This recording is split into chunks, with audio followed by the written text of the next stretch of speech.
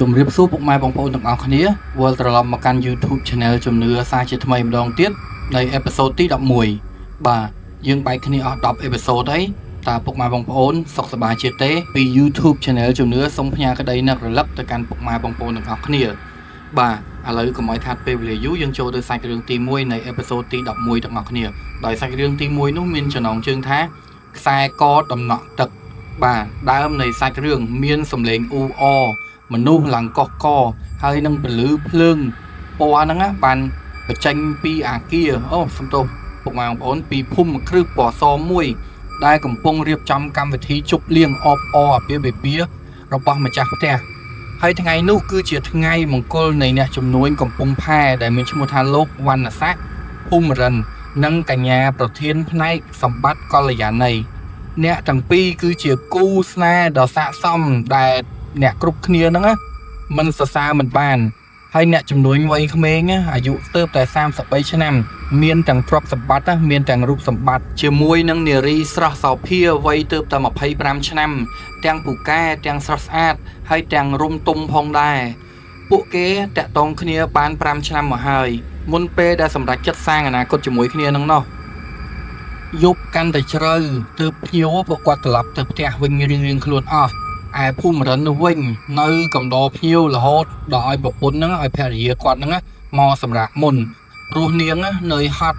កំឡុងពេលដែលធ្វើកម្មវិធីហ្នឹងពេលមកដល់បន្ទប់ហ្នឹងមានរឿងភ្ញាក់ផ្អើលបានកើតឡើងដោយភូមិរិនហ្នឹងរកកូនកំមុំមិនឃើញសោះមិនថាក្នុងបន្ទប់ដេកបន្ទប់ទឹកទោះរកទាំងភូមិមួយគ្រឹះទាំងមូលក៏មិនឃើញដែរដោយមិនអស់ចិត្តហ្នឹងគាត់ហ្នឹងក៏បានចូលបន្ទប់កាមេរ៉ាសុវត្ថិភាពហើយគាត់បានឆែកមើលឃើញថាភរិយារបស់គាត់ហ្នឹងបានដើរចូលទៅបន្ទប់ហើយមិនឃើញដើរចេញមកវិញទេចុះគាត់ហ្នឹងទៅឯណាប្រកាសភូមិរិនគាត់ខ្វល់ខ្វាយចិត្តយ៉ាងខ្លាំងដោយសារតែប្រពន្ធទើបទាំងរៀបការថ្មីថ្មោងហើយស្រាប់តែបាត់ទៅមិនដឹងទៅណាដោយភ្លាមអញ្ចឹងគាត់ទទួលយកបានគាត់រៀងរារែកចិត្តបន្តិចចង់តាក់ទងទៅប្តឹងប៉ូលីសបន្តិចអត់បន្តិចដោយគាត់មានអារម្មណ៍ថាខ្មាស់អៀនព្រោះច្បាស់ថាគ្មាននរណាចាប់នាងយកទៅណាទេដែលគាត់គិតតែខ្លួនឯងហើយគាត់នៅល្អូងងើម្នាក់ឯងថាអូននៅឯណាកល្យានអូននៅឯណាកល្យានពេញមួយយប់សូម្បីតែមួយស្រឡេតក៏ភូមិរិនមិនបានបិទភ្នែកដែរគាត់បានពឹងមិត្តភ័ក្តិចិត្តដុត2-3នាក់ហ្នឹងឲ្យជួយស៊ើបរកហើយគាត់វិញហ្នឹងអង្គុយនៅក្នុងបន្ទប់រងចាំដំណឹងអ្នកសម្អាតរបស់ក្រុមហ៊ុនបានមកដល់តាមការកំណត់ដើម្បីសម្អាតព្រោះគាត់ចូលចិត្តភាពឯកជនទៅមិនចូលចិត្តមានអ្នកបម្រើប្រចាំផ្ទះនៅចាំបោសជូតអីទេជួលតែក្រុមហ៊ុនសម្អាតហ្នឹងមកប្រើតែសេវាកម្មម្ដងមកការតែប៉ុណ្ណឹងអ្នកសម្អាតកំពុងតែធ្វើការនៅខាងក្រៅក៏ស្រាប់តែមានឡានមួយគ្រឿងហ្នឹងបើកចូលមកដោយភូមិរិនហ្នឹងក៏បានស្ទុះរត់ចេញទៅក្រៅពេលគាត់ស្ទុះចេញមកដល់ក្រៅហ្នឹងគាត់បានឃើញមិត្តភ័ក្តិរបស់គាត់ហ្នឹងចុះពីលើឡានទាំងទឹកមុខស្មើទាំងគាត់ហ្នឹងបានទាយដឹងទៅហើយថាមិនមែនជាដំណឹងល្អទេអ្នកទាំងពីរបណ្ដើរគ្នាចូលក្នុងភូមិគ្រឹះសម្ដៅមកបន្ទប់ធ្វើការរបស់ភូមិរិនហើយភូមិរិនហ្នឹងចាប់ផ្ដើមសួរទៅកាន់ពួកគាត់ដោយគាត់សួរថារកនាងឃើញទេដោយមិត្តភ័ក្តិគាត់ហ្នឹងបានបញ្ជាក់ថាកុំអាលប្រតិកម្មខ្លាំងពេកអីអង្គុយសិនទៅហើយគាត់ក៏បានតបថាអត់ទេគ្នាបារម្ភណាស់កល្យានមិនដែលបាត់ទៅដោយគ្មានដំណឹងបែបនេះទេនេះគ្នាមិនទាន់បានប្រាប់ប៉ាម៉ាក់នាងផងគ្នាវល់អស់ហើយមិនដឹងថាត្រូវចាប់ផ្ដើមពីត្រង់ណាទេអារម្មណ៍គ្នាហ្នឹងមិនស្ងប់ទេហើយមិត្តភ័ក្តិរបស់គាត់ក៏បានតបថា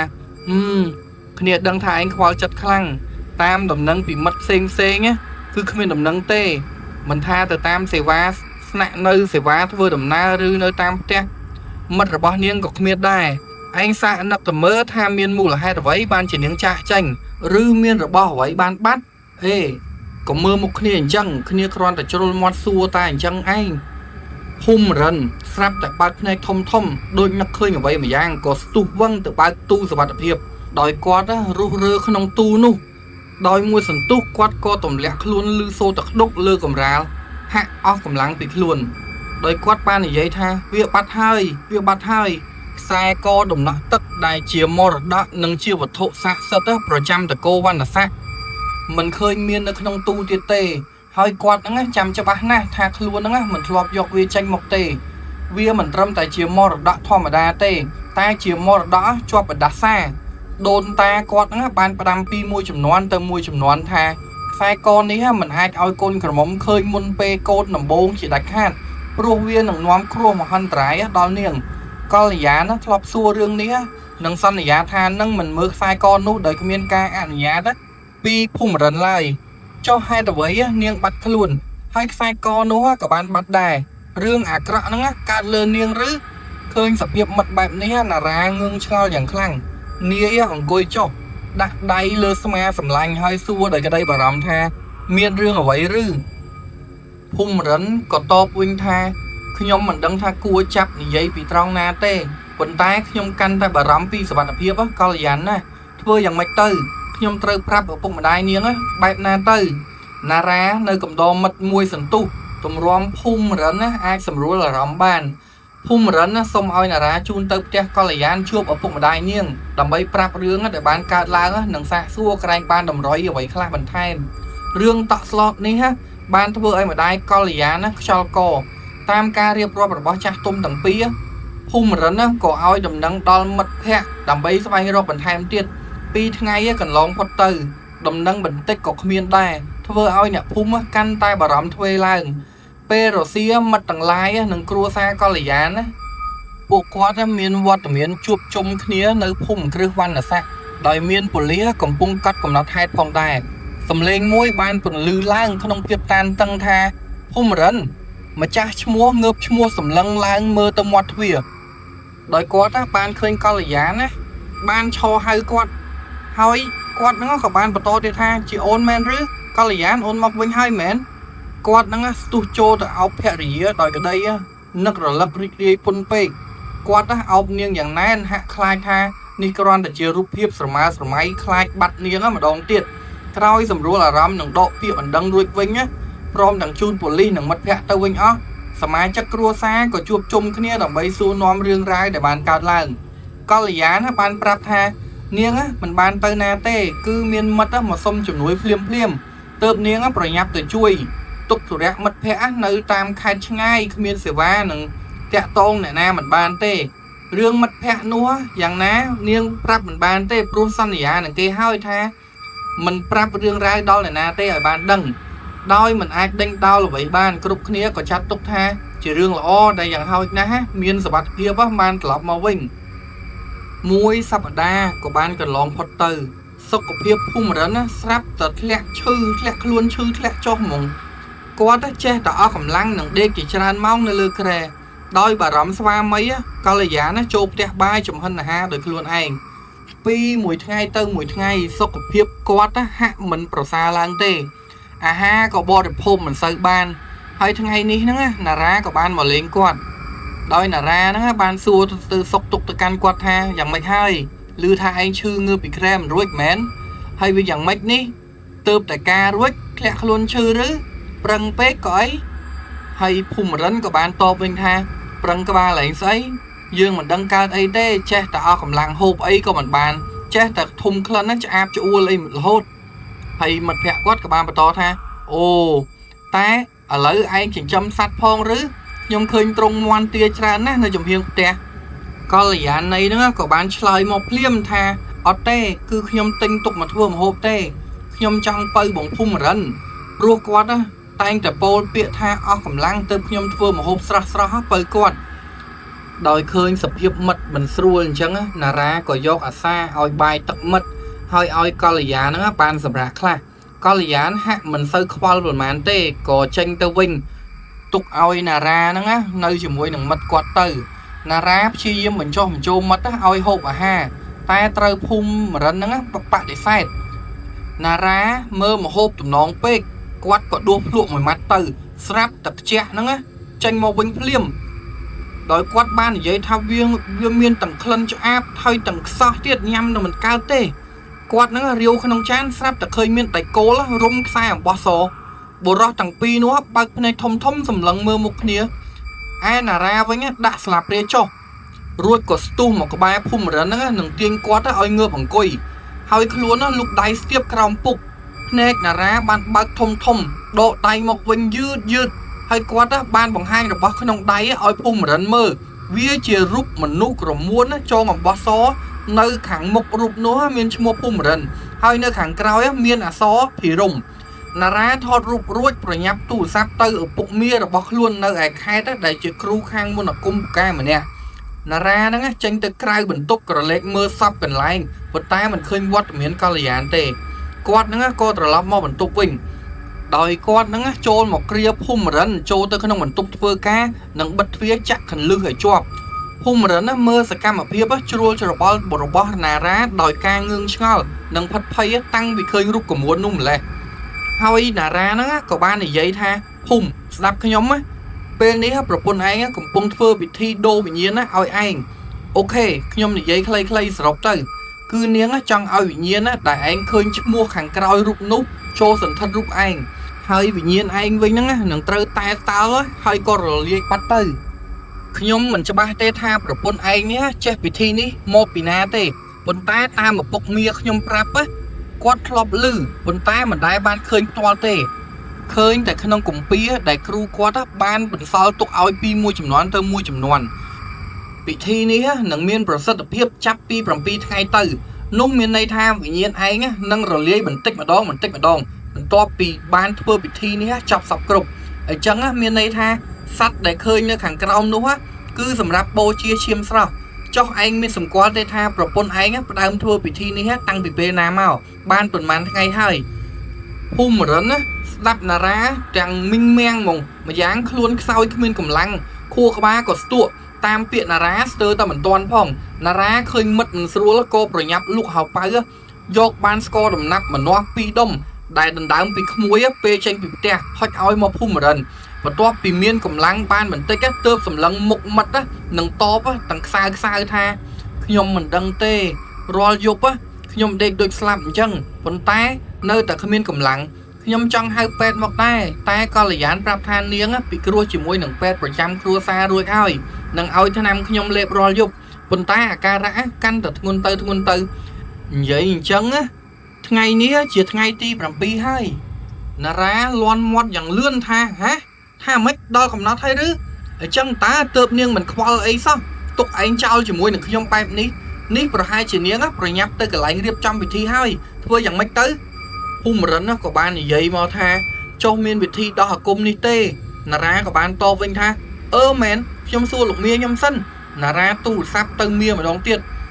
ហើយសូមឲ្យគាត់ជួយបន្ទាប់ពីបានរៀបរាប់រឿងរ៉ាវឲ្យគាត់ស្ដាប់ហើយគាត់យល់ព្រមជួយហើយណារ៉ាក៏បានភ្ជាប់ទំនាក់ទំនងតាមវីដេអូដើម្បីឲ្យមាហ្នឹងបានធ្វើពិធីពីចម្ងាយមួយសន្ទុះស្រាប់តែរូបក្រមួនដែលនៅលើតុដែលពួកគាត់បានយកពីបន្ទប់ដេកមកតាមខ្លួនហ្នឹងស្រាប់តែញ័រឈ្មោះទាំងពីរនៅលើរូបនោះចាប់ផ្ដើមបដូរទីតាំងគ្នាណារ៉ាភ័យណាស់ពេលសុកភូមិរិនស្រាប់តែសន្លប់បាត់មាត់ឆឹងគាត់ភ័យស្លន់ស្លោសូមឲ្យលោកឪពុកមាគាត់ហ្នឹងជួយមិត្តភក្តិរបស់គាត់ភ្លាមមេឃស្រាប់តែមានខ្យល់ខ្លាំងទៅភ្នែកបន្តក៏បន្លឺឡើងហើយភ្លៀងចាប់ផ្ដើមធ្លាក់ណារ៉ាភ័យផងខ្លាចផងរហ័សផ្ញើសារឲ្យមិត្តភក្តិទាំងឡាយទៀតនឹងគ្រួសាររបស់កល្យានមកភូមិគ្រឹះជាបន្ទាន់ព្រោះភូមិរិនមិនស្រួលខ្លាំងទៅហើយគាត់ប្រើអស់ពីសមត្ថភាពជួយមិត្តនឹងការខំប្រឹងប្រែងរបស់លោកឪពុកមាហ្នឹងធ្វើឲ្យឈ្មោះនោះត្រឡប់មកទីតាំងដើមវិញណារ៉ាគាត់ភ័យផងផងហើយគាត់ក៏ប្រញាប់ប្រញាល់ដាស់មិត្តភក្តិគាត់ឲ្យភ្ញាក់មុនពេលដាក់ទូរស័ព្ទចុះឪពុកមាគាត់បានផ្ដាំឲ្យគាត់ហ្នឹងជួយភូមិរិនរកវត្ថុសង្កត់វិញ្ញាណឲ្យបានឃើញព្រោះតាមការគាត់បាននិមិត្តឃើញមើលឃើញថាមានវិញ្ញាណនៅក្នុងខ្លួនរបស់ប្រពន្ធភូមិរិនដែលជាវិញ្ញាណចងអាឃាតនិងមានពៀក្រាស់ហើយត្រូវចងភ្ជាប់នឹងរបស់អ្វីម្យ៉ាងមួយបើរោគរបស់នោះឃើញហើយត្រូវតែប្រញាប់ប្រញាល់បំផ្លាញវាចោលភ្លាមនោះគ្រប់យ៉ាងនឹងត្រូវចាប់គាត់មិនអាចជួយអ្វីបានក្រៅពីនេះទៀតទេក្រោយភូមិរិនដឹងខ្លួនណារ៉ាបានប្រាប់រឿងរ៉ាវគ្រប់យ៉ាងពួកគេជួយរកមើលពេញបន្ទប់ធ្វើការក្រែងមានរបស់ដែលដូចឪពុកមានោះបានថាភូមិរិនបានបើកប្រអប់ចាស់មួយដែលឪពុកគាត់ធ្លាប់ប្រាប់ថាបើសិនជាមានអាសន្នអីស្មានមិនដល់ចូលបើកវាចុះនៅខាងក្នុងប្រអប់ហ្នឹងគាត់បានរកឃើញសៀវភៅដ៏សែនចាស់មួយក្បាលវាគឺជាសៀវភៅកត់ត្រារបស់ជីទួតរបស់គាត់ដែលបានរៀបរាប់អំពីបណ្ដាសានៅលើខ្សែកដំណក់ទឹកនោះ រឿងរ៉ាវនោះត្រូវបានគេចែករំលែកពីមួយចំនួនទៅមួយចំនួនអំពីរឿងរ៉ាវស្នេហាមិនសមបំណងរបស់នារីស្រស់ស្អាតម្នាក់នាងត្រូវឪពុកម្ដាយបង្ខំឲ្យរៀបការនឹងបុរសម្នាក់ដែលជាកូនម្ចាស់បំណុលទាំងដែលនាងមានគូស្នេហ៍រួចទៅហើយគូស្នេហ៍នាងត្រូវបានគេចាក់សម្លាប់មុនថ្ងៃរៀបការមួយថ្ងៃធ្វើឲ្យនាងជឿថាវាគឺជាស្នាដៃរបស់កូនកំលោះនារីនោះខឹងនឹងគុំគួនយ៉ាងខ្លាំងនៅពេលដែលគ្មានអ្នកណាចាប់អារម្មណ៍នាងបានលួចយកកូនកំបិតមួយមកចាក់សម្លាប់ខ្លួននិងដាក់បណ្ដាសាឲ្យកូនចៅក្រុមគ្រួសារកូនកំលោះជួបតែភាពហិនហោចវិនាសគ្រប់ចំនួនរួចវិញ្ញាណនាងបានសន្ធិដ្ឋនៅក្នុងខ្សែកដំណក់ទឹកនោះគឺជាខ្សែកបណ្ដាការដែលនាងពាក់ពេលសម្លាប់ខ្លួនក្រោយមកគ្រួសារនោះក៏រលាយទ្រព្យសម្បត្តិនិងក្រីក្រគ្រប់ចំនួនហើយខ្សែកនោះក៏បានធ្លាក់មកដល់គ្រួសារវណ្ណស័ក្តិធ្លាប់មានអ្នកឃើញវិញ្ញាណនារីនោះទើបមេគ្រួសារនៅពេលនោះបានយកខ្សែកនោះទៅបញ្ចុះអធិដ្ឋានព្រមទាំងដាក់បំរាមហាមកូនក្រមុំក្នុងថ្ងៃរៀបអាពាហ៍ពិពាហ៍ពាក់វាជាដាច់ខាតតាមអ្វីដែលដឹងពីសេចក្តីកត់ត្រានោះដូច្នេះរបស់ដែលពួកគេតាមរកនោះគឺជាខ្សែកដំណក់ទឹកប៉ុន្តែវាបានបាត់តាំងពីថ្ងៃរៀបការមកម្ល៉េះបើកល្យាណត្រូវវិញ្ញាណនារីនោះសន្ធិដ្ឋអញ្ចឹងខ្សែកនោះគឺនៅជាមួយនាងនឹងឯងសំលេងឆ្កែលូឲ្យក្រលួចខ្យល់បក់បោកបង្អួចឲ្យរបើកធ្វើឲ្យរូបក្រមួននៅលើតុនោះធ្លាក់ចុះកាប់មុខមកលើការ៉ូណារ៉ាប្រញាប់ទៅបិទបង្អួចមេឃដូចរកកល់ភ្លៀងទៀតហើយពេលងាកមកវិញភូមិរិនដួលសន្លប់បាត់ទៅហើយឈ្មោះលើរូបក្រមួនហ្នឹងកំពុងតែរលាយណារ៉ាភ័យណាស់គាត់ចូលទៅត្រកងមិត្តខ្លួនហើយទូរស័ព្ទទៅមានម្ដងទៀតសំលេងទូរស័ព្ទរោប៉ុន្តែគ្មានអ្នកលើកណារ៉ាបន្តចុចលេខដដែលរហូតមានអ្នកទទួលណារ៉ាធ្លាក់ទូរស័ព្ទពីដៃទឹកភ្នែកគាត់ចាប់ផ្ដើមហូរស្រក់ឪពុកមីណារ៉ាទើបតែផុតដង្ហើមនៅក្នុងបន្ទប់ពេលកំពុងអង្គុយគាត់នាំទុកដល់គាត់ហើយរាងកាយភូមិរិនស្រាប់តែញ័រញាក់ណារ៉ាភ័យណាស់រកធ្វើអ្វីមិនត្រូវទេសំលេងគោះទ្វារបន្ទប់ក៏បានមិនលឺឡើងឪពុកម្ដាយរបស់កល្យាណក៏បានមកដល់ពួកគាត់តក់ស្លុតយ៉ាងខ្លាំងពេលឃើញសភាពកូនប្រសារបែបហ្នឹងណារ៉ាគ្មានពេលរៀបរាប់អ្វីផងស្រាប់តែភូមិរិនងើបក្រោកឡើងដើរចេញពីបន្ទប់ចុះទៅក្រោមដើរវៀងទៅខាងក្រោយផ្ទះដោយទឹកចិត្តជាមិត្តភក្តិណារ៉ាមិនអាចទុកឲ្យមិត្តស្លាប់បែបនេះទេគាត់ក៏សម្រេចចិត្តរត់ចូលទៅក្នុងបន្ទប់របស់ភូមិរិនរើកាយគ្រប់កន្លែងជាភ័ព្វសំណាងអ្វីហើយគាត់បានរកឃើញខ្សែកដំណក់ទឹកនោះភ្លាមពេលមកដល់ក្រោយផ្ទះឪពុកម្ដាយកល្យាណក៏សន្លប់អស់ភូមិរិននិងកល្យាណកំពុងតែឈរអោបគ្នានាងស្លៀកពាក់សម្លៀកបំពាក់ចំនួនដើមនឹងហៅភូមិរិនថាភិរមអត់ទេនេះគាត់ត្រូវបាត់បង់មិត្តភក្តិហើយមែនទេណារ៉ាខឹងណាស់ហើយក៏គប់ខ្សែកនោះទៅនឹងជញ្ជាំងដាច់អស់ហើយគ្រប់យ៉ាងក៏មិនអាចជួយអ្វីបានដែរដោយណារ៉ាត្រូវបានភិរមនិងកល្យាហ្នឹងសម្លាប់ចោលហើយគាត់ក៏បានស្លាប់បាត់ទៅហើយអ្នកទាំងពីរដែលជាភិរមនិងកល្យាហ្នឹងក៏រស់នៅឃុំក្រងក្នុងភូមិគ្រឹះនេះតរៀងទៅមុខទៀតទៅបាទសម្រាប់សាច់រឿងទី1នេះពុកម៉ែបងប្អូនគឺបានបញ្ចប់នៅត្រឹមនេះហើយដោយសាច់រឿងនេះបទពិសោធន៍ដែលខ្ញុំទទួលបានគឺថារបស់នៅក្នុងក្រុមគ្រួសារដែលយើងផ្ដាំថាកុំឲ្យចេះកុំឲ្យដឹងកុំឲ្យចង់ឃើញយើងមិនគួរតែលួចបើកមើលទេចុងក្រោយវាគឺជួបជាមួយនឹងបណ្ដោះសារដល់អាក្រក់តចំនួនវាមកធ្លាក់មកលើចំនួនរបស់ពួកយើងទៀតអញ្ចឹងរឿងអ្វីមួយដែលចាស់ចាស់ហាម5ហើយយើងគួរតែជៀសបានជៀសទៅស្ដាប់ចាស់ទៅគឺមិនខុសទេសម្រាប់ពុកម៉ែបងប្អូនទទួលបានបទពិសោធន៍អ្វីដែរ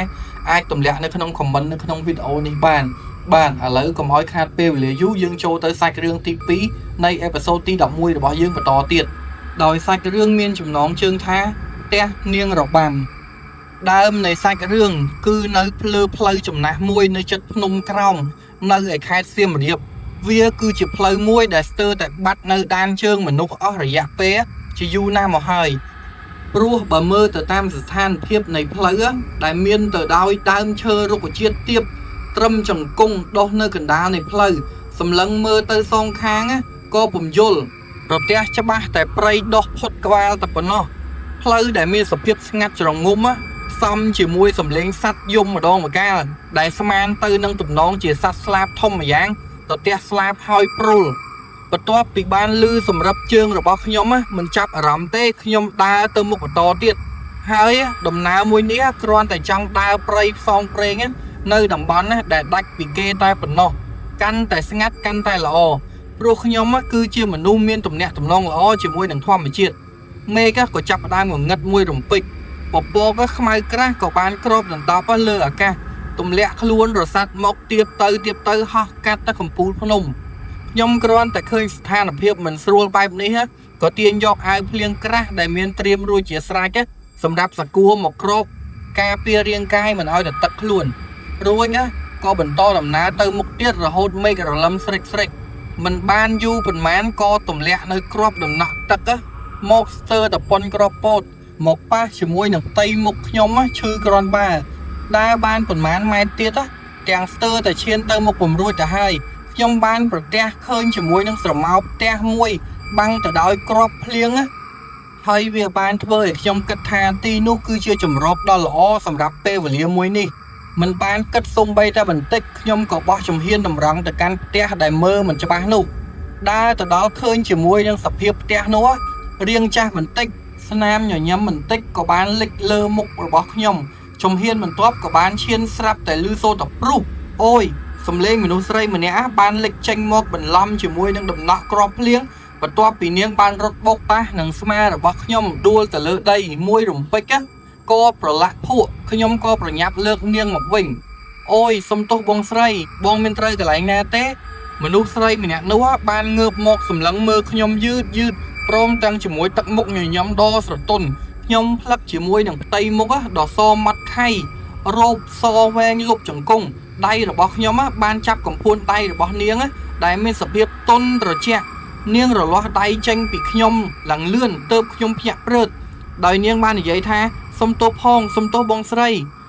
រួចនាងក៏ញញឹមតបមកខ្ញុំវិញយ៉ាងស្រទន់ហើយនាងក៏បាននិយាយថាខ្ញុំរត់បុកលោកហេតុអ្វីត្រូវមកសុំទោសខ្ញុំវិញខ្ញុំទេដែលត្រូវគួរតែសុំទោសលោកនោះខ្ញុំរៀបនឹងតបទៅវិញហើយហ្នឹងនាងក៏កាត់ពាក្យខ្ញុំទៅដោយនាងបាននិយាយថាភ្លៀងខ្លាំងណាស់តោះយើងចូលទៅច្រំភ្លៀងសិនទៅ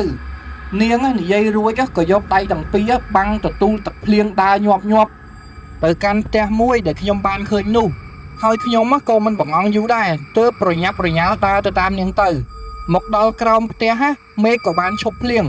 ដោយមេឃបានបន្សល់ត្រឹមតែពពកខ្មៅហោះហើរពេញអាកាសបាំងបិទពន្លឺព្រះអាទិត្យអស់លីងនៅក្រោមផ្ទះនេះទៀតសោកអីក៏ពុំមានពន្លឺគ្រប់គ្រាន់ដើម្បីនឹងមើលអ្វីបានច្បាស់ឡើយដោយអំណាចកំបាំងនៃព្រៃដែលនៅជុំចិត្តជាមួយនឹងដើមឈើខ្ពស់ទាបនៅម្ដុំនោះគូផ្សំជាមួយនឹងពពកខ្មៅអាប់ខ្សែទាំងអស់ខ្ញុំសម្លឹងមើលទៅផ្ទះនោះមើលទៅធំគួរសមហើយក្នុងទម្រង់ជាផ្ទះបុរាណមានសសរខ្ពស់ផុតពីដីមែនតែនបងប្អូនចលក៏ត្រជាក់បក់បើកមកវឹបធ្វើឲ្យខ្ញុំព្រឺសម្បល់ខ្ញាស់ដោយមិនដឹងមូលហេតុមនុស្សស្រីម្នាក់មិញហ្នឹងក៏មិនដឹងថាទៅណាទៀតដោយធ្វើឲ្យខ្ញុំហ្នឹងរកមើលនិងសម្លឹងមើលជុំវិញខ្លួនគ្រប់ជ្រុងជ្រោយមើលលើផងក្រោមផងមើលសពគ្រប់ទាំងអស់រហូតដល់មើលទៅដល់ចំការក្រូចនៅខាងក្រោយផ្ទះដែលមើលទៅមានសភាពងងឹតព្រាលគ្រាន់តែគាត់ចាប់អារម្មណ៍មើលមកផ្លែតហ្នឹងអ្នកនាងហ្នឹងក៏និយាយថាលោករហូតដល់គាត់ភ្ញាក់និយាយថាចំកដុំឆែតហើយខ្ញុំភ្ញាក់ឡើងប្រហោងប៉ុនពោះខ្ញុំព្យាយាមបន្ធូរអារម្មណ៍បន្តិចជាមួយនឹងការភ្ញាក់ផ្អើលមុននេះតាមពិតអ្នកដែលកេះនឹងហៅខ្ញុំមុននេះគឺជាបងស្រីម្នាក់ដែលបានរត់មកបុកខ្ញុំសោះចង្រៃយកហើយគាត់មកតាំងពីពេលណាសំឡេងក៏មិនបានឲ្យដឹងថាទៅបាត់មកភ្លាមអញ្ចឹងត្រូវមកដល់គឺមកឲ្យភ្ញាក់អញ្ចឹងហ្មងអីនេះប្រហែលជាខ្ញុំត្រូវកាំងបេះដូងស្លាប់ហើយមើលទៅប្រសិនបើបែបនេះច្រើនដងទៀតរួចនាងក៏ញញឹមមកដាក់ខ្ញុំរួចក៏និយាយថាពធលោកមនុស្សប្រុសសោះហេតុអ្វីក៏ប្រឡឹងខ្សោយម្លេះនាងនិយាយដោយយកដៃគក់ទ្រង់ហួសចិត្តខ្ញុំសង្កេតឃើញថានាងបានផ្លាស់ប្ដូរសម្លៀកបំពាក់រួចរាល់បាត់ទៅហើយតែនាងនៅតែស្លៀកសម្លៀកបំពាក់ក្នុងទម្រង់រ៉ូបសលុបជង្គង់ដដែលតែមានអីទោះជាក្នុងស្ថានភាពងងឹតបែបនេះក៏ខ្ញុំគង់តែអាចមើលឃើញជាមួយនឹងសាច់សខ្ចីនិងទឹកមុខដ៏ទាក់ទាញរបស់នាងបានដែរមិនមែនទេដឹងចរិតដ៏សុភាពរបស់ខ្ញុំហេតុអ្វីក៏ចេះលួចសម្លឹងចេះមានចិត្តផ្ដេសផ្ដាស់គិតបន្លំមើលគេបែបនេះមានអារម្មណ៍ថាបាត់ភាពជាខ្លួនឯងបន្តិចឲ្យខ្ញុំហេនាងឃើញខ្ញុំញញឹមម្នាក់ឯងបែបនេះ ក៏យកដៃមកក្រវៀសកាត់ភ្នែកខ្ញុំចេញភ្លាមទើបខ្ញុំដាស់ស្មារតីចាប់អារម្មណ៍ទៅលើនាងវិញដោយនាងបាននិយាយថាលោកគិតអីហ្នឹងហើយខ្ញុំមកក៏បានតបវិញថាខ្ញុំអត់អីទេគ្រាន់តែនៅទីនេះស្អាតខ្ញុំគិតទៅដល់ការបោះជំរំរបស់ខ្ញុំនៅម្ដុំនេះអញ្ចឹងហើយនាងក៏បាននិយាយវិញថាបោះជំរំគាត់ក៏បានតបវិញថាត្រូវហើយគឺបោះជំរំហើយនាងក៏បានបន្ថែមថាអ្វីទៅគឺបោះជំរំនាងនិយាយហាក់ដូចជាមិនយល់នៅអត្ថន័យរបស់ខ្ញុំទេទើបខ្ញុំព្យាយាមបញ្យល់នាងមួយ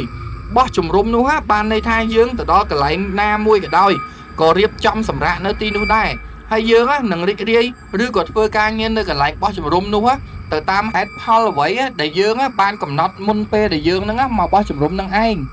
រួចនាងក៏ងក់ក្បាលតិចតែតាមខ្ញុំមើលទៅហាក់ដូចជានាងនៅមានមន្ទិលសង្ស័យនោះឯងហើយខ្ញុំសម្លឹងទៅកាន់ចដើផ្ទះរបស់នាងរួចទើបសួរថានេះឬជាផ្ទះរបស់បងស្រីមែនទេហើយនាងក៏បានតបវិញថាចាតែស្រាប់តែនាងធ្វើទឹកមុខធុញមិនពេញចិត្តហើយខ្ញុំក៏សង្កេតដឹងដែរប្រហែលជានាងមិនពេញចិត្តនៅរឿងអ្វីម្យ៉ាងហើយមើលទៅចំជាខ្ញុំមនុស្សមានខ្លួនផងខ្ញុំក៏បានសម្រេចចិត្តថានឹងចាស់ចេញពីទីនោះភ្លាមទៅខ្ញុំគិតថាមេឃរាំងហើយក៏សំលមមខ្ញុំនឹងបន្តដំណើរទៅមុខទៀតដែរហើយនាងក៏បាននិយាយកាត់ខ្ញុំថាទៅណារួចនាងក៏និយាយទាំងចងចិញ្ចើមហើយងាកសម្លឹងទៅមាត់ផ្លូវច្រកចូលមកឯណោះហើយនាងក៏បាននិយាយបន្ថែមទៀតថាលោកថាបោះជំរំមែនទេនៅម្ដុំនេះគ្មានផ្ទះសម្បែងគ្មានអ្នករស់នៅចិត្តនេះឡើយបើសិនជាអាចលោកសម្រាប់នៅទីនេះចុះផ្ទះក៏ធំទូលាយទៀតម្យ៉ាងវិញបងប្រុសនិងបងស្រីរបស់ខ្ញុំពួកគាត់ទាល់តែយប់បន្តិចទើបត្រឡប់មកផ្ទះវិញបើលោកមិនប្រកាន់ទេខ្ញុំជាមនុស្សស្រីម្នាក់ឯងពឹងលោកឲ្យនៅបានជាគ្នាសិនចុះណានាងនិយាយក្នុងទឹកមុខហាក់ខ្លាចជាមួយនឹងទស្សនវិជ្ជាបែបនេះផងខ្ញុំក៏ជាមនុស្សចូលចិត្តជួយយកអាសាទៀតនោះទើបខ្ញុំសម្រេចចិត្តព្រមទៅតាមនាងទៅនឹងនៅកំដរនាងបានជាគ្នាជាមួយនឹងអ្នកដែលមិនស្គាល់តាមពិតខ្ញុំមិនសូវជានិយាយជាមួយច្រើនប៉ុន្មានទេតែនេះហេតុថាមនុស្សស្រីផងនៅផ្ទះម្នាក់ឯងទៀតយ៉ាងណាខ្ញុំមិនដាច់ចិត្តទុកចោលទាំងដែលគេបានអង្វរហើយបើសិនជាកើតមានរឿងហេតុអ្វីមួយខ្ញុំមានតែវិបដិសារីជាមិនខានម៉ោងមិនដល់6ផងទីនេះងងឹតហាក់ដូចជាយប់ទៅហើយពួកខ្ញុំបានជជែកគ្នាអស់រយៈពេលយ៉ាងយូរដែរនៅលើក្រែមួយនៅឯក្រោមផ្ទះឯណោះជាមួយនឹងពន្លឺចង្កៀងប្រេងកាតភ្លឺប្លង់និយាយអំពីភូមិសាស្ត្រនិងស្ថានភាពនៅទីនេះនាងបានរៀបរាប់ប្រាប់ខ្ញុំអំពីការរស់នៅដ៏ដាច់ពីគេរបស់នាងជាមួយនឹងបងប្អូនផ្សេងទៀតរបស់នាងនិយាយគ្នារៀងច្រើនគួរសមដែរតាំងពីមេឃភ្លឺរហូតដល់មេឃងងឹតសូន្យឈឹងហើយខ្ញុំឯណេះទោះសង្កេតដឹងថានាងអាយុបងខ្ញុំប្រហែលជា 4-5 ឆ្នាំក៏ដោយក៏ភ្នែកនៅតែសម្លឹងមើលឃើញនាងស្អាតគ្មានទាស់តែម្ដងហ្មងបងប្អូននាងក៏បាននិយាយប្រាប់ឈ្មោះខ្ញុំទៀតថានាងឈ្មោះគុន្ធានិងជាកូនស្រីពៅនៅក្នុងចំណោមកូនទាំង10នាក់ឯណោះកំពុងតែផ្លឹកសន្តាប់នៅពាក្យដែលនាងបាននិយាយមកឡើងចំហមាត់ស្រាប់តែលឺសូរសំឡេងខ្ពកខ្ញុំភ្ញាក់លោតចេញពីរើក្រែឡើងលឿនព្រោះនោះគឺជាបកែធំមួយប្រហែលប៉ុនកពួនដៃហើយក៏មានពស់ខៀវមួយធ្លាក់មកជាមួយដែរតែពួននោះបានវាទៅបាត់បន្សល់តែតកែកំពុងតែបើកភ្នែកសម្លឹងមើលខ្ញុំលក់ហ្មងខ្ញុំជាមនុស្សខ្លាចណាស់ជាមួយនឹងសត្វតកែនេះហើយពេលនេះវាធ្លាក់មកចំពីមុខខ្ញុំទៀតនឹងគៀកបែបនេះអ្នកណាមិនលោតចេញទៅព្រះអង្គតែរឿងដែលខ្ញុំកាន់តែញញើទៀតនឹងមិននឹកស្មានទៀតនោះគឺគុន្ធានាងហាក់ដូចជាមានទឹកមុខខឹងសម្លឹងមើលទៅតកែនោះរួចចាប់វាមួយក្តាប់ដៃពេញធ្វើឲ្យខ្ញុំព្រឺសម្បល់គីងគក់ឡើងប៉ុនក្របពោតហើយខ្ញុំបើកភ្នែកធំមើលនាងចាប់តកែទាំងដៃទទេរួចក្រវែងចោលទៅទីម្ខាងទៀតឯផ្ទះឯណោះនាងបានមកវិញនឹងអង្គុយចុះលើក្រែរួចក៏បោះដៃហៅខ្ញុំឲ្យមកអង្គុយវិញខ្ញុំភ័យផងអីផងដើរទៅក្នុងជំហានមួយដោយញញើតផងអីផងមើលទៅកាន់ខាងលើក្រែងលោមានធ្លាក់មកមួយទៀតគាំងបេះដូងងាប់ល្មមហើយនាងក៏បាននិយាយថាលោកខ្លាចតកែមែនខ្ញុំក៏បានតបវិញថាបាទគឺខ្លាចហើយខ្លាចខ្លាំងទៀតផងហើយនាងក៏បានបន្តថាគ្រាន់តែតកែសោះក៏ខ្លាចដែរខ ខ្ញុំលឺភ្លាមក៏លាន់មាត់ភ្លាមថាយីគ្រាន់តែតកែយ៉ាងម៉េចតកែឡើងប៉ុនឆ្មាឥឡូវហើយមិនឲ្យខ្លាចទៀតណោះនិយាយបានត្រឹមនេះស្រាប់តែលិចស្រមោលមនុស្សមួយក្រុមស្ទង់មកពីមាត់ផ្លូវចូលឯខ្ញុំនេះខំសម្លឹងមើលទៅស្រមោលនោះឯកន្ធាវិញនាងញញឹមរួចរត់សម្ដៅទៅកាន់មនុស្សមួយក្រុមនោះលុះពេលមកចិត្តដល់ពលឺចង្គៀងក៏បានបំភ្លឺឲ្យឃើញថាពួកគេមានមនុស្សស្រីចំនួន7នាក់និងមនុស្សប្រុសចំនួន2នាក់បុរស2នាក់នោះស្លៀកពាក់ក្នុងសម្លៀកបំពាក់ទូទៅដូចនឹងខ្ញុំដែរតែចម្លែកអីតែមនុស្សស្រីទាំង7នាក់ផ្សេងទៀតពួកនាងស្លៀកពាក់បែបជាអ្នករាំរបាំដែលតំណងជាមកពីសម្ដែងនៅទីណាក៏មិនដឹងទេឯក្នុងដៃបុរស2នាក់នោះមានកាន់ជាមួយនឹងថង់ខ្មៅមួយថង់ហុចទៅកាន់ស្រីដែលបានឡើងមកផ្ទះនោះជាមួយគ្នាស្របពេលដែលមនុស្សប្រុស2នាក់នោះបានដើរតម្រង់ទៅខាងក្រោយផ្ទះខ្ញុំខំញញឹមទៅកាន់ពួកគេតែពួកគេម្នាក់មិនបានញញឹមឬចាប់អារម្មណ៍មកកាន់ខ្ញុំវិញទេអ្វីដែលកាន់តែគួរចម្លែកនោះគឺខ្ញុំមិនបានឮពួកគេនិយាយគ្នាទាល់តែសោះរួចបានមកសន្ទុះគន្ធាក៏បានហៅខ្ញុំមកអង្គុយនិយាយគ្នាលេងបន្តទៀតដោយនាងបានប្រាប់ថាពួកគាត់គឺជាបងរបស់ខ្ញុំពួកគាត់ទៅធ្វើម្ហូបហើយខ្ញុំក៏បានតបវិញថាចុះពួកគាត់មកពីណាហើយនាងក៏បានតបថាអូខ្ញុំដឹងថាលោកប្រកាសជាឆ្ងល់ហើយបងស្រីទាំង7របស់ខ្ញុំពួកគាត់ទើបទៅមកពីសម្ដែងរបាំនៅឯបននៅវត្តខាងលិចភូមិឯណោះហើយបងប្រុសទាំង2នាក់ហ្នឹងពួកគាត់ទើបមកពីទិញម្ហូបហើយខ្ញុំក៏ងក់ក្បាលតិចនឹងសួរនាងបន្តទៀតថាចុះពួកគាត់ទៅណាហើយនាងក៏បានតបវិញថាបងស្រីពួកគាត់ទៅធ្វើម្ហូបហើយបងប្រុសប្រហែលជាពួកគាត់ទៅមើលចំការក្រូចនៅឯក្រោយផ្ទះហើយមើលទៅនាងនិយាយរួចនៅក្នុងទឹកមុខដោយញញឹមស្រស់ក្រោមពន្លឺព្រះច័ន្ទបានបំភ្លឺឲ្យភ្លឺទៅឃើញទីស្ថាននៅជុំវិញខ្លួនល្មមបន្ទាប់ពីពពកខ្មៅបានរសាត់បាត់ទៅអស់បន្សល់ត្រឹមតែពន្លឺព្រះច័ន្ទនិងផ្កាយរាប់សិតលានដួងនៅឯលើមេឃឯណោះគុន្ធានាងក៏បានប្រាប់ខ្ញុំថាបន្តិចទៀតមហូបឆ្អិនហើយតើលោកចូលចិត្តមហូបឆាទេគ្រាន់តែនាងនិយាយបានត្រឹមនេះសំលេងទង្គិចគ្នារវាងនឹងខ្ទះឆានិងវែកឆាក៏បានពន្លឺឡើងឯក្លិនឈ្ងុយក៏បានឈួលចូលច្រមុះខ្ញុំដែលធ្វើឲ្យខ្ញុំមិនទាន់បានបាយចូលពោះមកគ្រាប់ផងហើយឃ្លានតែម្ដងហើយសំលេងបងរបស់គុន្ធាក៏បាននិយាយថាគុន្ធាហើយគុន្ធាក៏បានតបវិញថាចាស់បងដោយសារតបងនាងចង់ឲ្យនាងទៅជួយបេះស្លឹកក្រូចសើចឲ្យបងនាងបានបន្តិចហើយនាងក៏ស្ទុះវឹងហើយឯខ្ញុំវិញក៏ខ្វាត់ពុំទាន់ទៀតខ្ញុំថានឹងជូននាងទៅបានជាគ្នាតែមិនអីទេនៅខាងក្រោយក៏មានបងប្រុសនាង2នាក់ដែរខ្ញុំអង្គុយចុះយកទូរស័ព្ទមកចុចចូលកន្លែងកត់ត្រាដែលយើងហៅជាភាសាអង់គ្លេស note ហ្នឹងបងប្អូនហើយនឹងបានកត់ត្រាសកម្មភាពរបស់ខ្ញុំដូចសពដងទៅបានប្រហែល 2-3 បន្ទាត់ស្រាប់តែឮសំឡេងដ៏ចម្លែកមួយនៅឯផ្ទះបាយដែលគេកំពុងតែធ្វើម្ហូបនោះហើយខ្ញុំក៏បានគិតថាវាជាសំឡេងអ្វីទៅដោយខ្ញុំផ្ទៀងផ្ទាត់ស្ដាប់សំឡេងវាហាក់ដូចជាសំឡេងមនុស្សជជែកគ្នាតែខ្ញុំស្ដាប់ភាសាប្រមាណទាល់តែសោះខ្ញុំបានស្រែកហៅទៅពួកគាត់ថាបងស្រីហើយគ្មានសំឡេងឆ្លើយតបទៀតទេតែទទួលមកវិញគឺសំឡេងម្យ៉ាងគឺពកភុះដែលសំឡេងដូចកាប់របស់អ្វីម្យ៉ាងអញ្ចឹងសំឡេងនេះម្ដងឮច្បាស់ម្ដងមិនច្បាស់បានបន្តិចក៏ឮសំឡេងចិញ្ច្រាំសាច់មិនដឹងណាថាពួកគាត់បានធ្វើម្ហូបអ្វីខ្លះទេខ្យល់មួយវឹបក៏បានបក់មកនាំទាំងក្លិនអ្វីម្យ៉ាងស្អុយបក់ផាត់ចូលកាត់ច្រមុះធ្វើឲ្យខ្ញុំដោលចង់ក្អួតតែម្ដងបន្តិចក៏បាត់ទៅវិញហើយសំឡេងជជែកដ៏ចម្លែកនោះនឹងស្ដាប់មិនបានណាក៏ឮចេញមកពីខាងនោះម្ដងទៀតខាងផ្ទះបាយបងប្អូនខ្ញុំងើយមើលលើរួចហើយក៏បានស្រែកសួរថាបងស្រីនៅតែគ្មានអ្នកណាឆ្លើយតបមកវិញជំនួសដោយភាពស្ងប់ស្ងាត់លែងឮសំឡេងអ្វីទាំងអស់ជាច្រើនដងរឿងហ្នឹងដដែលបានកើតឡើងខ្ញុំព្យាយាមសម្លឹងមើលទៅក្រោយក្រែងគុន្ធានាងមកវិញតែមិនបានឃើញសូម្បីតែស្រមោលឮសំឡេងពកភុះទៀតហើយសំឡេងនេះម្ដងទៀតហើយកាន់តែឮញាប់ទៅឯសំឡេងជជែកដ៏ចម្លែកហ្នឹងក៏នៅតែបន្លឺឡើងទ្រាំមិនបានខ្ញុំក៏សម្រេចចិត្តថានឹងឡើងទៅមើលនៅលើដោយចិត្តគិតថាខ្លាចនឹងមានរឿងអ្វីមិនប្រក្រតីបានកើតឡើងខ្ញុំបានឡើងទៅដល់នៅលើផ្ទះហ្នឹងដោយមិនបានចាប់អារម្មណ៍អ្វីច្រើនឡើយ ដោយដឹងត្រឹមថាផ្ទះនេះមានបន្ទប់ច្រើនគួរសមខ្ញុំដើរតម្រង់ទៅខាងក្រោយរហូតដល់ទ្វារមួយទៀតទំនងជាទ្វារបើកទៅចង្ក្រានបាយអញ្ចឹងខ្ញុំមិនបានបើកទ្វារនោះទេដោយគ្រាន់តែនៅចិត្តទ្វារនោះសំឡេងជជែកគ្នាដល់ចម្លែកនោះបានលឺពេញត្រចៀកតែម្ដងហើយក្លិនស្អុយនោះបានជួលចូលដល់ច្រមុះខ្ញុំទៀតហើយលើកនេះដល់ថ្នាក់ខ្ញុំទ្រាំមិនបានយកដៃខ្ទប់មាត់កុំឲ្យក្អួតសំឡេងកាប់ចិញ្ច្រាំក៏នៅតែបន្តលឺទៅខ្ញុំឃើញប្រឡោះមួយដែលអាចល្មមអាចលួចមើលបានអញ្ចឹងខ្ញុំក៏បានអើទៅតាមប្រឡោះនោះដោយសម្រេចចិត្តថាមិនហៅឬបង្ហើបសំឡេងទៀតឡើយបងប្អូនមានដឹងអត់គ្រាន់តែបានឃើញហើយខ្ញុំយកដៃឆ្វេងមកខំខ្ទប់មាត់ភ្លាមកុំឲ្យស្រែក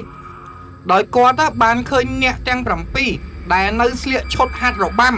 បានធ្វើរឿងមួយដែលនឹកស្មានមិនដល់គឺនារីម្នាក់បានកាប់ចិញ្ច្រាំដែលមិនមែនជាសាច់ត្រីឬសាច់អ្វីផ្សេងទេតែមើលទៅដូចជាទម្រង់ជើងរបស់មនុស្សអញ្ចឹងហើយឈាមបានខ្ទាតប្រឡាក់ពេញនឹងមុខអ្នកកាប់នោះខ្ញុំសម្លឹងមើលទៅម្នាក់ទៀតដែលកំពុងតែឆាអ្វីមួយយ៉ាងទេកំពុងតែញាប់ដៃហាក់ដូចជាអ្នកពូកែធ្វើម្ហូបអញ្ចឹងតែអ្វីដែលខ្ញុំតក់ស្លុតយ៉ាងខ្លាំងគឺក្នុងផ្ទះឆានោះមិនមែនជាបន្លែត្រីសាច់អ្វីដែរវាគឺជាគ្រាប់ភ្នែកត្រចៀកនិងម្រាមដៃរបស់មនុស្សដែលពោពេញទៅដោយឈាមប្រឡាក់ពេញផ្ទះទាំងអស់ហើយអ្នកដែលកំពុងតែឆានោះកំពុងតែប្រាប់មនុស្សស្រីម្នាក់ដែលនៅក្រោយនាងដែលមានកាន់កាំបិតមួយហើយស្រីម្នាក់ដែលឈរនៅពីក្រោយអ្នកឆានោះក៏បានហុចកាំបិតទៅឲ្យអ្នកឆាតើនាងកំពុងធ្វើអ្វីអត់ទេមិនមែនទេនាងបានហាមាត់អ្នកឆាបានលុកចាប់ទាញអណ្ដាតរបស់នាងរួចកាត់បាញ់ឈាមមកប្រឡាក់អាវអ្នកឆាឯឈាមវិញហូរដូចទឹកជ្រោះអញ្ចឹងដែលហូរអត់ឈប់ឈរចេញពីអណ្ដាតដែលដាច់នោះអណ្ដាតដែលត្រូវបានកាត់ផ្ដាច់បានដាក់ចូលក្នុងផ្ទះឆានារីដែលដាច់អណ្ដាតបានញញឹមទាំងពេញចិត្តហើយឈប់នៅទៀតមិនទាន់អស់ទេពេលនេះចង់រត់ណាតែបែរជាខ្ញុំមិនអាចបញ្ជាកោសិការបស់ខ្ញុំបានទៅវិញគឺបានត្រឹមលួចសម្លឹងមើលទៅទស្សនភាពដែលមិនគួរឲ្យជួបនៅចំពោះមុខបែបនេះនារីម្នាក់នៅចិត្តនឹងអ្នកឆាមានឆ្នាំងសម្លមួយនៅពីខាងមុខហើយក៏មាននារីម្នាក់ទៀតអង្គុយនៅពីក្រោយហាក់ដូចជានារីដែលដាច់អណ្ដាតមិញហ្នឹងអញ្ចឹងនារីម្នាក់ដែលកំពុងតែស្លនោះក៏ដួសទឹកសម្លយកមកហត់ហើយពួកគាត់បាននិយាយជាភាសាចម្លែកអ្វីមិនទេដែលខ្ញុំស្ដាប់ទៅមិនយល់នារីអ្នកស្លបាននិយាយទៅប្រាប់នារីអ្នកនៅពីខាងក្រោយខ្នងរួចនារីម្នាក់នោះក៏ងក់ក្បាលរួចហត់ពូថៅមួយឲ្យទៅនារីម្នាក់ដែលស្លនោះមិនចាំយូរប្រហែលទេលឺសូរតែផុសផ្លែពូថៅនោះបានពុះក្បាលរបស់នារីដែលនៅពីខាងក្រោយខ្នងនោះប្រហែល 2-3 ពូថៅប្រហែលទៅនឹងផ្លែដូងទៅហើយពុះនឹងរួចនារីដែលស្លបានយកស្លាបព្រាមួយយកមកខ្វាខួរដែលនៅលើក្បាលរបស់នាងនោះយកមកដាក់ក្នុងឆ្នាំងសម្លកកូរ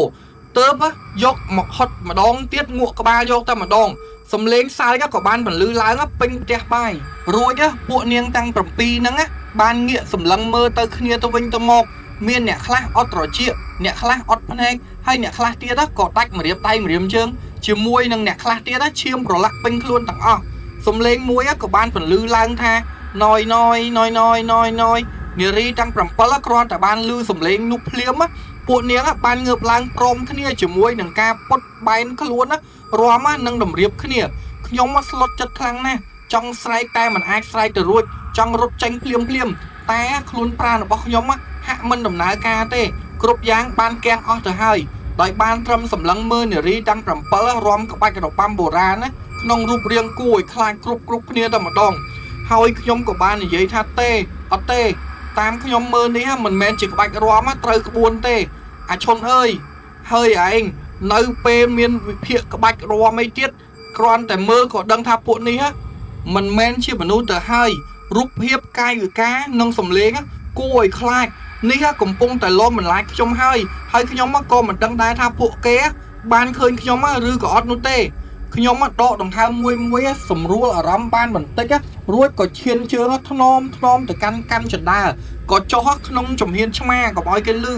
គឺមិនឲ្យលឺសម្រាប់ជើងទាល់តែសោះចុះមកដល់ខ្ញុំស្ទុះទៅខាងក្រោយផ្ទះដើម្បីទៅរកគុន្ធានិងប្រាប់ពីរឿងរ៉ាវទាំងអស់នេះរត់បណ្ដាបេះដូងខ្ញុំលោតកន្ត្រាក់បណ្ដា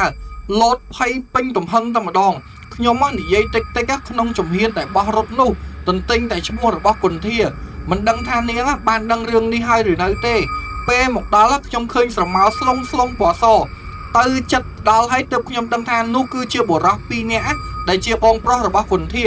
ខ្ញុំស្ទើរតែរបូតបាត់ប្រឡឹងទៅហើយពេលដឹងអំពីសកម្មភាពរបស់ពួកគេទាំង2នាក់គឺអ្នកទាំងពីរកំពុងតែលេងប៉ាវផ្ទាល់គ្នាហើយក្នុងដៃមានកាន់កំពិតប្រកាម្នាក់មួយដើមទៀតតែការប៉ាវផ្ទាល់គ្នារបស់អ្នកទាំងពីរហ្នឹងគឺចម្លែកនិងរន្ធត់ខ្លាំងមែនតែនភ្នែកខ្ញុំបើកធំសម្លឹងទៅមើលពួកគេមិនដាច់ភ្នែកទាល់តែសោះដោយពួកគេចម្លែកមែនតែនរាល់អ្នកដែលប៉ាវចាញ់នឹងត្រូវឲ្យអ្នកដែលឈ្នះហ្នឹងកាប់មួយកំបិតហើយអាចកាប់បានយ៉ាងណាក៏បានដែរកន្លែងណាក៏បានដែរបុរសម្នាក់បានប៉ាវឈ្នះរួចលើកកំបិតប្រកាសហ្នឹងយកមកកាប់ប្រឆិតក្បាលរបស់បុរសម្នាក់ទៀតដោយកាប់ឡើងដាច់ចំណិតរសក់ធ្លាយហូរខួរជាមួយនឹងឈាមមកពេញស្រោចខ្លួនតែពួកគេមិនបានបញ្ឈប់លបែងដ៏ឈួតឡប់នេះទេគឺនៅតែបន្តជាមួយនឹងការប៉ាវភ្នាល់នេះទៀតទ្រាំមិនបានណាបើនៅទៀតខ្ញុំច្បាស់ជាឈួតមិនខានឡើយហើយខ្ញុំដឹងហើយថាពួកគេមិនមែនជាមនុស្សទេពួកគេមិនមែនជាមនុស្សទេខ្ញុំរត់មកដល់ចិត្តក្រោមផ្ទះវិញហើយនៅឯក្រោមផ្ទះនោះខ្ញុំបានឃើញគុនធាដែលស្លៀកពាក់រ៉ូបសកំពុងតែអង្គុយធ្វើអ្វីម្យ៉ាងខ្ញុំទៅដល់ចិត្តរួចចាប់ទាញដៃរបស់នាងបំរុងនាំគ្នារត់ទាំងអស់គ្នាស្រាប់តែគុនធាបានបែរមុខមកចប់ហើយនាងមិនមែនជាគុនធាដែលខ្ញុំបានឃើញពីល្ងាចទេនាងគឺជាស្ត្រីចំណាស់ម្នាក់កំពុងតែកាន់ប្រអប់ជើងរបស់មនុស្សខំកុំគៀមទាំងរួមហ្មងខំអង្គៀមបងប្អូនច្រឡំពាក្យមិញហើយខ្ញុំបានសម្លឹងមើលទៅលើក្រែទៅដឹងថានេះគឺជាម្ហូបដែលនាងទាំង7បានធ្វើនៅខាងលើឯណោះខ្ញុំឃើញហើយក៏ក្អួតចេញមកទាំងគ្មានអាហារក្នុងពោះក្នុងសម្លគឺជាស្ងោរជ្រក់ដៃជើងមនុស្សឆាគឺជាឆាព្រៃមានម្រាមដៃជើងភ្នែកត្រចៀកនិងអណ្ដាតក្នុងសម្លមានខួរដែលមិនទាន់ឆ្អិននៅក្នុងនោះច្បាស់ណាស់វាគឺជាខួររបស់នារីម្នាក់ក្នុងចំណោមនារីទាំង7នោះហើយខ្ញុំក៏បានឃើញស្រមោលស្ទង់ពណ៌ស2នាក់បានដើរសម្ដៅមកខ្ញុំដឹងហើយថាអ្នកទាំងអស់គ្នារួមទាំងគុនធានៅទីនេះសុទ្ធសឹងតែមិនមែនជាមនុស្សទេពួកនេះសុទ្ធតែជាខ្មោចសុទ្ធតែជាអមនុស្សខ្ញុំស្ទុះរត់ទៅក្រៅមួយវឹងទៅដល់ផ្លូវចេញក៏បានឃើញពួកនាងទាំង7នាក់រាំរបាំចាំខ្ញុំទៅវិញធ្វើឲ្យខ្ញុំអស់ផ្លូវចេញងាកក្រោយឃើញគុនធាកំពុងតែកាន់ប្រអប់ជើងមនុស្សមកកកេស៊ីគួរឲ្យខ្ពើមមែនតែនមើលទៅមុខឃើញខ្មោចនាងទាំង7រាំរបាំទាំងអត់ត្រចៀក